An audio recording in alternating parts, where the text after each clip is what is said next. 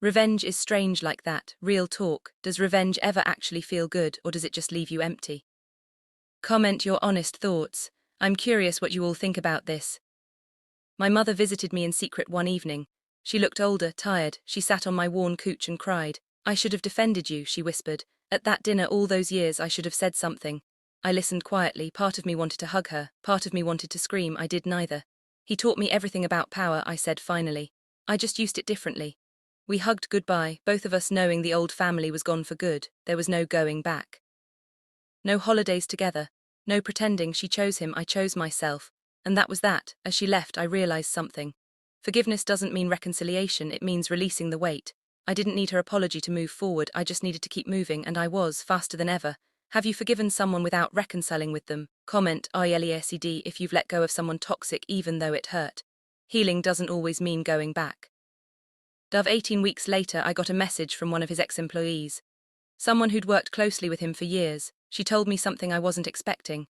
My father had once dreamed of being a designer too, when he was young, before he built his company. He'd applied to art school, got rejected, tried freelancing, failed, so he pivoted, built a business instead, became successful but buried the dream. She said he kept a sketchbook in his desk drawer.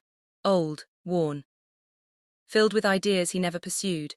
His cruelty wasn't discipline, it was envy. He saw his younger self in me, the version that didn't give up, and he couldn't stand it. That truth hit me harder than anything else. I'd spent years thinking I wasn't enough for him, but the reality, I reminded him of everything he wasn't brave enough to be. Sometimes hurt people hurt people. Drop a broken heart if you've realized someone's cruelty was actually about their pain, not your worth. This realization changes everything. 19 I should have felt triumphant.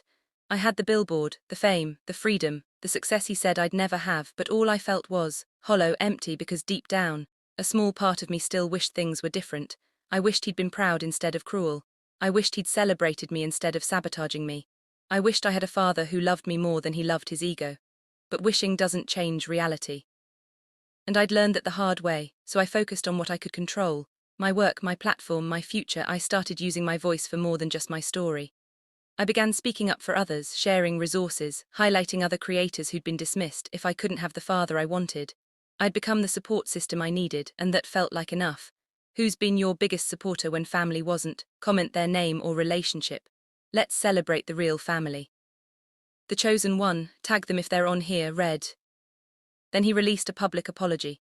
It was posted on his company page, professional, polished, rehearsed. I recognize I made mistakes, I'm committed to learning and growing.